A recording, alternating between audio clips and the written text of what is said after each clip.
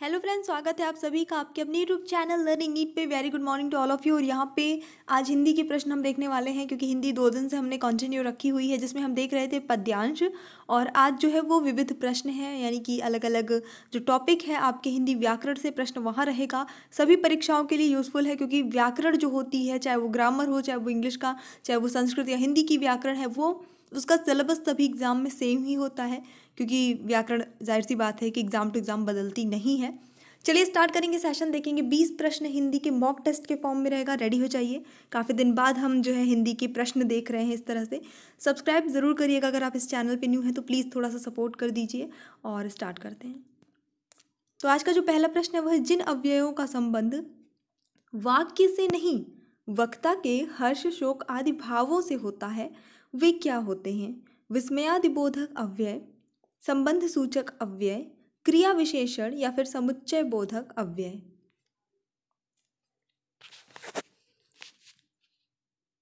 तो इंग्लिश में भी हम उसको इंटरजेक्शन कहते हैं, वही चीज़ है यहाँ पे भी। ऑप्शन नंबर ए हो जाता है विस्मयादिबोधक अव्यय। ने का प्रयोग किस कारक के साथ होता है? अच्छी बात यह है कि अगर आप कारक वगैरह समझ लेते हैं तो संस्कृत में भी काम आता है और हिंदी में भी काम आता है, दोनों में, क्योंकि सेम है। कारक चिन्ह आपको एक ही याद करना है, वही हर जगह चलेगा। तो कर्ता ने कर्म को करण से ऐसा होता है, तो ने किस में आया? कर्ता ने। तो कर्ता कारक में ने का प्रयोग होता है।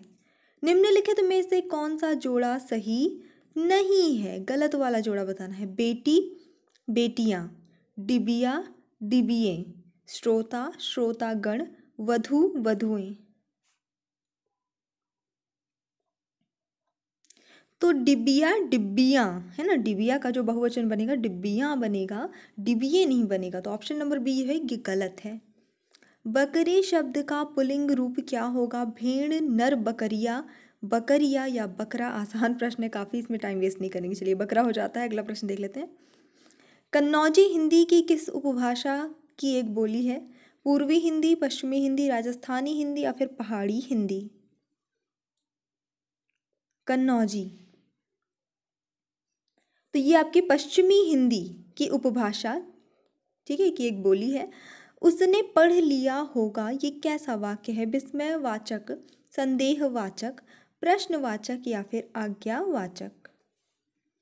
उसने पढ़ लिया होगा, एक अनुमान हम लगा रहे हैं कि उसने पढ़ लिया होगा। अब सही सच्चाई क्या है? उसने वाकई में पढ़ा होगा या नहीं पढ़ा होगा, ये एग्जैक्ट नहीं कहा जा सकता। कन्फर्म हम 100% नहीं कह सकते कि ऐसा हो ही गया होगा। तो इस वजह से यहाँ पे संदेह की स्थिति बन रही है। तो ऑप्शन नंबर बी सही हो जाता है, ये संदेहवाचक हो जाता है। पुनर्जन्म का संधि विच्छेद क्या होगा? पुनर्धन जन्म, पुहधन नर जन्म, पुनः धन जन्म या फिर पुनर्धन आजन्म? तो विसर्ग संधि यहाँ पे होती हुई है, तो ऑप्शन नंबर सी से हो जाता है, पुनः धन जन्म। निम्न में संयुक्त स्वर कौन सा है? उ, ई, उ, ए। संयुक्त स्वर, संयुक्त व्यंजन नहीं पूछा है, स्वर पूछा है यहाँ पे। तो यहाँ पे ऑप्शन नंबर आपका डी सही होता है, ए। हरिपद कोमल कमल से जो सबको सुख देत, इस पंक्ति में कौन सा अलंकार प्रयुक्त हुआ है? अलंकार से प्रश्न निश्चित रूप से आपका एक आना ही आना रहता है, चाहे वो यूपी टेट हो, उसमें तो आता ही है, 2 प्रश्न तक आ जाते हैं, लेकिन सुपर टेट में निश्चित रूप से एक प्रश्न आना ही आना है। उपमा, अनुप्रास, रूपक, उत्प्रेक्षा। अब आपकी वैकेंसी भी आने वाली है सुपर टेट की, ये सबको पता ही हो गया होगा फरवरी में। हाँ, एक चीज़ और है, कुछ लोग क्वेरी करते हैं कि पहले जो है टीजीटी पीजीटी एग्ज़ाम होगा या पहले सुपर टेट होगा। तो टीजीटी पीजीटी के फॉर्म अभी जो है बंद होना, मतलब फिल करना बंद हो गया है। नया जीओ जो है वो दिसंबर लास्ट तक आने के चांसेस हैं, और जब जीओ आएगा फिर फॉर्म भरेगा, फिर आगे की प्रोसेस होगी। एग्ज़ाम की डेट मेंशन नहीं, पहले ही नहीं की गई थी, तो आगे अब नए जीओ में देखते हैं की जाती है कि नहीं की जाती है। जब तक मेंशन नहीं हो जाए हम कुछ कहा नहीं जा सकता। बात करते हैं सुपर टेट की। तो फरवरी में, क्योंकि आपका आसार है यूपी टेट होने का। पिछली बार भी जब सुपर टेट हुआ था तो कुछ ऐसे ही हुआ था कि यूपी टेट आपका हो गया था लगभग ये अक्टूबर वाले सेशन में, ठीक है, अक्टूबर नवंबर के सेशन में हो गया था, लगभग अराउंड ये टाइम था। और स्टार्टिंग की जनवरी यानी 6 जनवरी को ही आपका सुपर टेट, तो बहुत ज़्यादा डिफरेंस, बहुत ज़्यादा अंतर नहीं रहता है। इसी को आपको फिर हाल अपना एक मान के चलना है, बाकी जो होगा ऑफिशियल आएगा तभी पता चलेगा। तो यहाँ पे जो सही उत्तर होता है उपमा अलंकार हो जाता है, से लगा है ना ऐसा, हरिपद कोमल कमल से, तो ये आपका उपमा अलंकार हो जाता है। राम खाना खाएगा, इस वाक्य का कर्मवाच्य रूप क्या है? राम खाना खाता है, राम से खाना खाया गया, राम से खाना खाया, राम खाना खाएगा। कर्मवाच्य, तो यहाँ पे सही उत्तर बिल्कुल आपका ऑप्शन नंबर बी हो जाएगा, राम से खाना खाया जाएगा। ठीक है, क्योंकि खाएगा लिखा है ना, ये आपका भविष्य काल में है। मेरा आज खाने का मन नहीं होती है, अशुद्ध अंश स्पष्ट कीजिए। बहुत आसान है ये, मेरा आज खाने का मन नहीं है, मेरा आज खाना खाने का मन नहीं कर रहा, ऐसे हम जनरली अपने डेली लाइफ में बोलते हैं। तो मन नहीं होता है ये वाला सही होना चाहिए था, यहाँ पे लिखा है मन नहीं होती है, तो ये अशुद्ध है। इनमें सही विन्यास का शब्द कौन सा है? ये वाला जो आपका रहता है वो आपको खुद से करना रहता है, वर्तनी से रिलेटेड आपको खुद से करना रहता है। अध्ययन, बिल्कुल सही उत्तर आपका ऑप्शन नंबर सी होगा, इस तरह से लिखा जाता है। जिसे क्षमा न किया जा सके, इसके लिए एक शब्द कौन सा होगा? अक्षमा, अक्षम्य, अक्षम्य, अक्षम्य। शुद्ध, बिल्कुल आपका ऑप्शन नंबर डी हो जाता है, अक्षम्य बिल्कुल सही, सभी का, जितने भी लोगों ने ये गेस किया था, वेरी गुड। एक बार लाइक करिएगा वीडियो को। हाहाकार हुआ क्रंदनमय, कठिन वज्र होते थे चूर, कौन सा रस है? विभत्स, भयानक, शांत या करुण? हाहाकार हो रहा है, ये हो रहा है, वो हो रहा है, मतलब कहीं ना कहीं ये भयंकर लड़ाई दिखाई जा रही है ना, तो ऑप्शन नंबर यहाँ पे बी से ही हो जाता है, भयानक रस यहाँ पे हो जाता है। अगला प्रश्न देख लेते हैं फटाफट से। अगला प्रश्न है हमारा, अनुस्वार का चिन्ह है कैसा?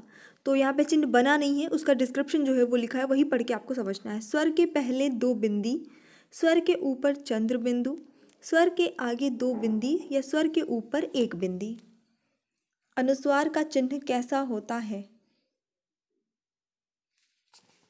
तो अनुस्वार का चिन्ह होता है स्वर के ऊपर 1 बिंदी, इस तरह से ये लगता है। अंक की मात्रा, ये गोला नहीं बना, ऐसे गोला मानिए इसको, अंक की मात्रा जिसे आप कहते हैं वो।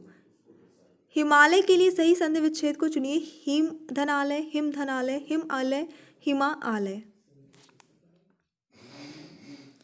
तो सही उत्तर क्या होगा? यहाँ पे बहुत आसान है, ये दीर्घ संधि होती है हिमधन आलय। अगला प्रश्न देखेंगे। स्त्री के लिए सही पर्यायवाची वाले शब्दों की पंक्ति को चुनना है जिसमें सारे ही शब्द स्त्री के पर्यायवाची हो। त्रिया वनिता नारी, त्रिया धनिता नारी, त्रिया पनिता नारी या प्रिया वनिता नारी। तो सही उत्तर होगा आपका ऑप्शन नंबर ए, त्रिया वनिता और नारी। व्यभिचारी भाव को संचारी भाव कहने का कारण क्या है? ये सभी रसों में संचरण करते हैं इसलिए, ये सभी रसों को जागृत करते हैं इसलिए, ये सभी रसों के उद्बोधक हैं इसलिए, या फिर ये सभी रसों में विचरण करते हैं इसलिए। तो संचारी भाव कहना नाम से ही समझ में आता है, क्योंकि ये सभी रसों में संचरण करते हैं इसलिए। अगला प्रश्न इसी के साथ होता है हमारा। रसखान, रहीम देव, रत्नाकर आदि कवि मुख्यतः किस बोली में रचना करते थे? अवधी, ब्रजभाषा, बघेली या फिर मगधी? अधिकतर की बात हुई है, ऐसा नहीं है, तो आपका ऑप्शन नंबर बी सही हो जाता है, ब्रजभाषा में। इसी के साथ हम देख लेते हैं हमारा आज का आखिरी प्रश्न। पक्षी दाना चुग रहा है, यहाँ पे दाना होना चाहिए था, दान नहीं होगा। रेखांकित शब्द का पर्यायवाची शब्द इनमें से क्या नहीं है? पंकज, अंडज, खग या नभचर। पक्षी का पर्यायवाची इनमें से क्या नहीं है?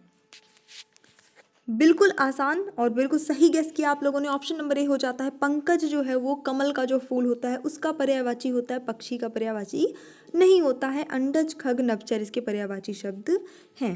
मुझे पूरी उम्मीद है कि एक रिवीजन सेशन था जो आपको पसंद आया होगा। पसंद आया तो लाइक करिए, शेयर करिए। अगर आप इस चैनल पे नए हैं तो प्लीज़ सब्सक्राइब भी करिएगा।